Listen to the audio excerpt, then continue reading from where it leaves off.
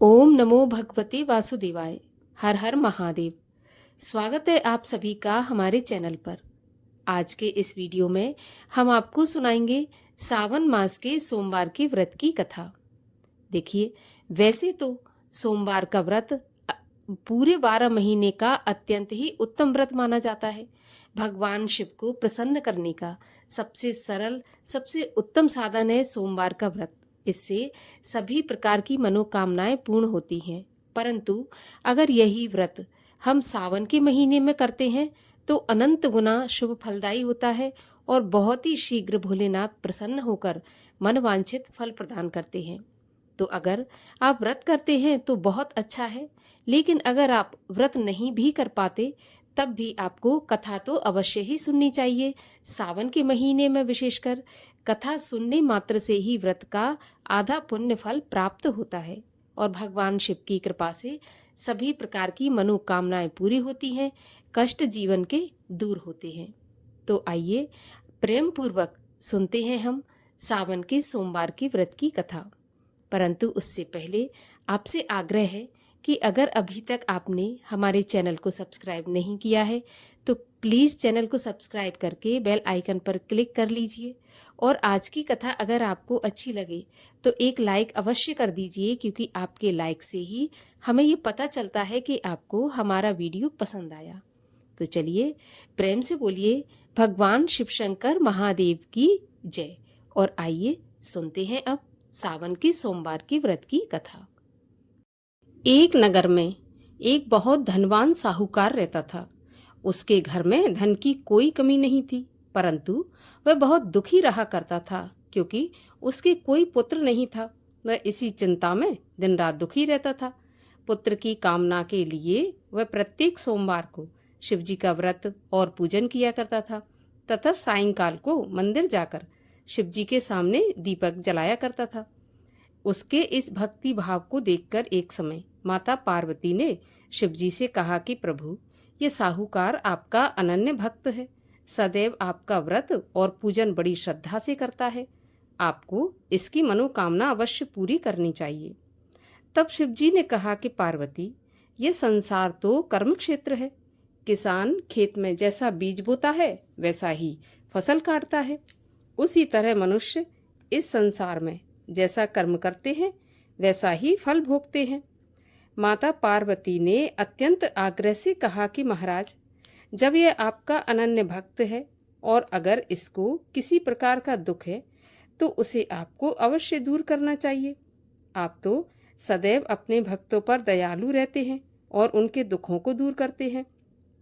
यदि आप ऐसा नहीं करेंगे तो मनुष्य आपका पूजन और व्रत भला क्यों करेंगे।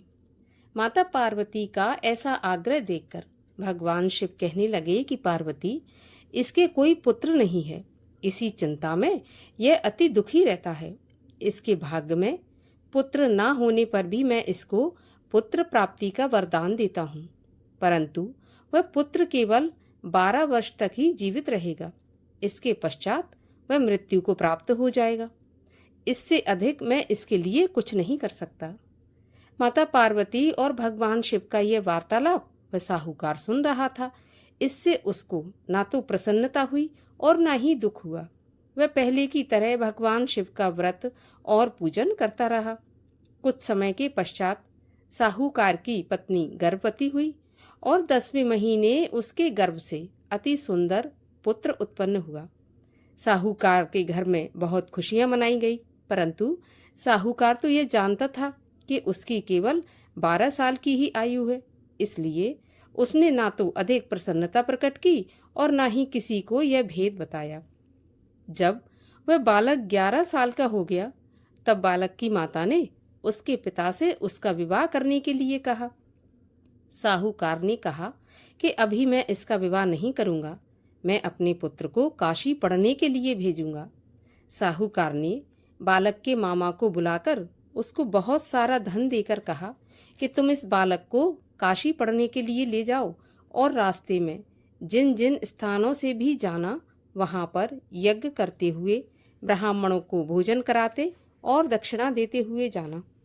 अब दोनों मामा भांजे यज्ञ करते, ब्राह्मणों को भोजन कराते और दक्षिणा देते काशी जी की ओर चल पड़े। रास्ते में एक शहर पड़ा।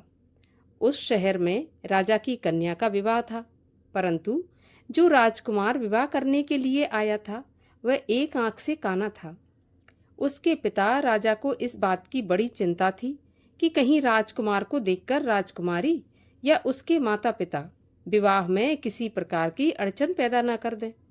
जब उसने सेठ के अति सुंदर लड़के को देखा तो मन में सोचा कि क्यों ना द्वाराचार के समय इस लड़के से दूल्हे का काम चला लिया जाए। ऐसा मन में विचार कर उस राजकुमार के पिता ने उस लड़के और उसके मामा से बात की तो वे राजी हो गए। फिर साहूकार के लड़के को दूल्हे के कपड़े पहनाकर और घोड़ी चढ़ाकर कन्या के द्वार पर ले गए।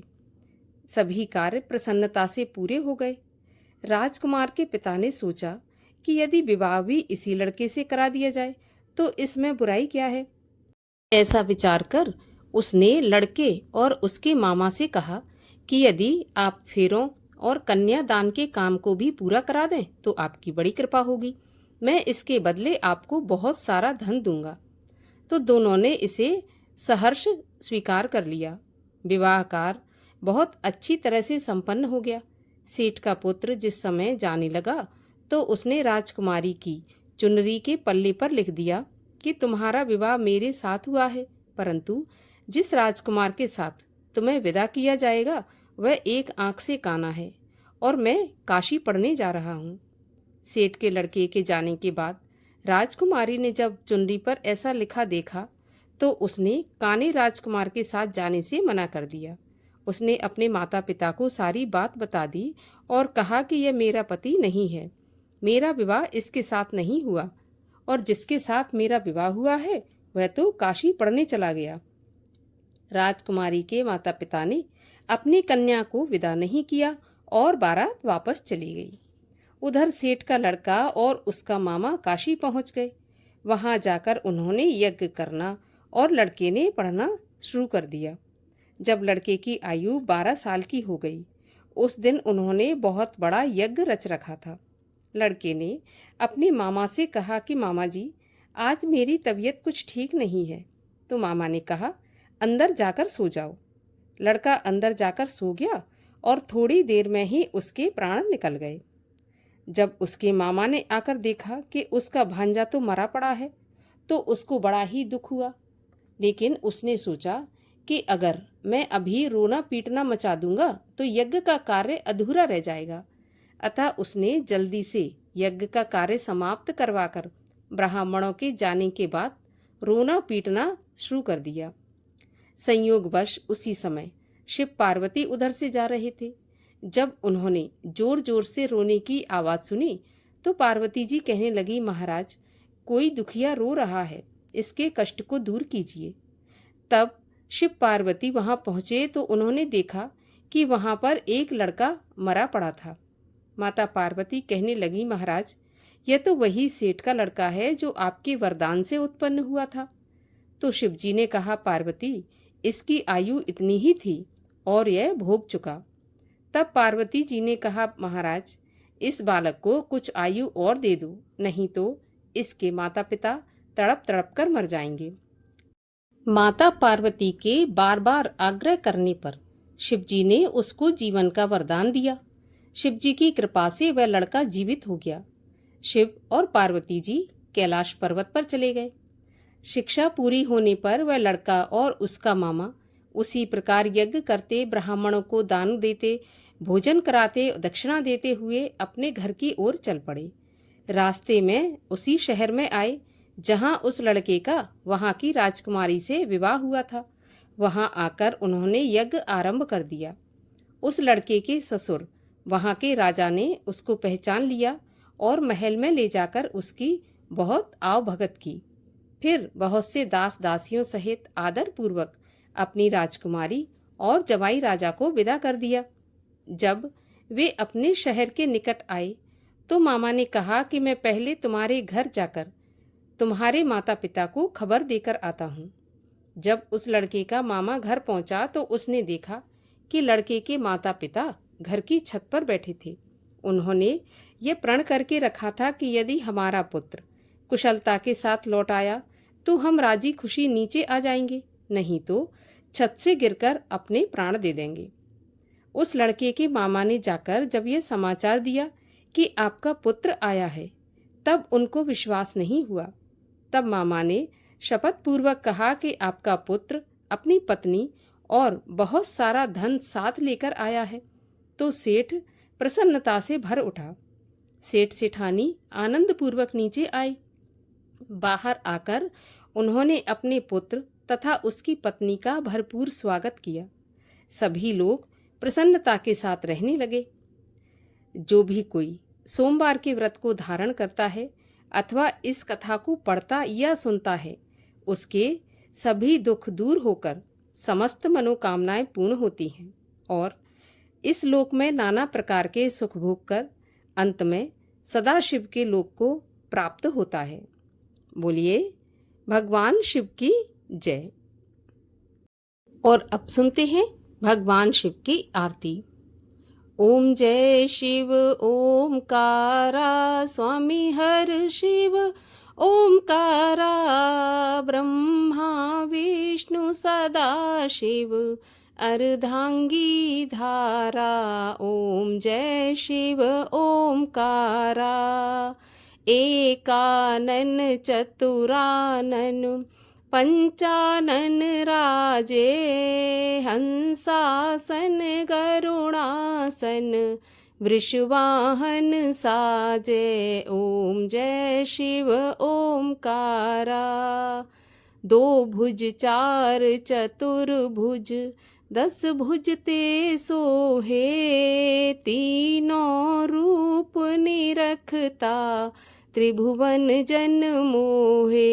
ओम जय शिव ओमकारा अक्षमाला बनमाला मुंडमाला धारी चंदन मृग मद सोहे भोले शुभकारी।